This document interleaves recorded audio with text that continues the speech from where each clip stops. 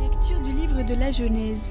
En ces jours-là, le Seigneur dit à Abraham qui vivait alors en Chaldée : « Quitte ton pays, ta parenté et la maison de ton père, et va vers le pays que je te montrerai. Je ferai de toi une grande nation. Je te bénirai, je rendrai grand ton nom, et tu deviendras une bénédiction.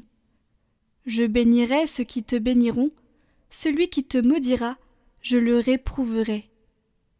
En toi seront bénies toutes les familles de la terre. » Abraham s'en alla, comme le Seigneur le lui avait dit, et Lot s'en alla avec lui.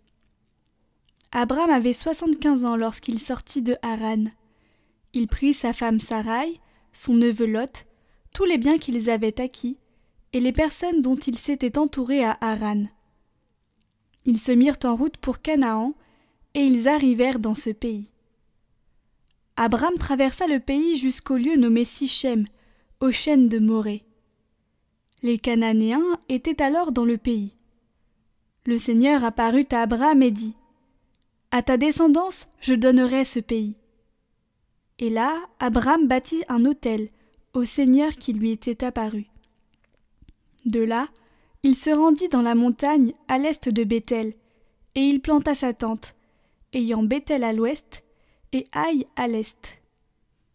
Là, il bâtit un autel au Seigneur, et il invoqua le nom du Seigneur. Puis, de campement en campement, Abraham s'en alla vers le Néguev.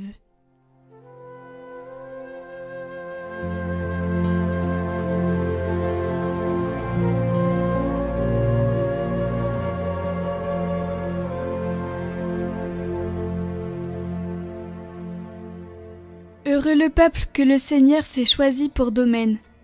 Heureux le peuple dont le Seigneur est le Dieu. Heureuse la nation qu'il s'est choisie pour domaine.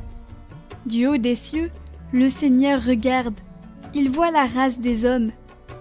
Dieu veille sur ceux qui le craignent, qui mettent leur espoir en son amour, pour les délivrer de la mort, les garder en vie au jour de famine.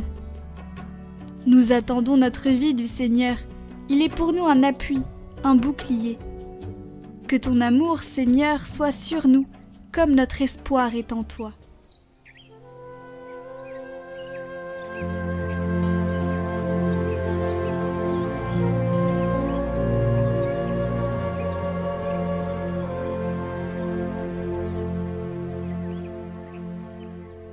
Évangile de Jésus-Christ selon saint Matthieu. En ce temps-là, Jésus disait à ses disciples : « Ne jugez pas, pour ne pas être jugés. De la manière dont vous jugez, vous serez jugés. De la mesure dont vous mesurez, on vous mesurera. Quoi ? Tu regardes la paille dans l'œil de ton frère, et la poutre qui est dans ton œil, tu ne la remarques pas ? Ou encore, comment vas-tu dire à ton frère : laisse-moi enlever la paille de ton œil, alors qu'il y a une poutre dans ton œil à toi ? Hypocrite, enlève d'abord la poutre de ton œil, alors tu verras clair, pour enlever la paille qui est dans l'œil de ton frère. »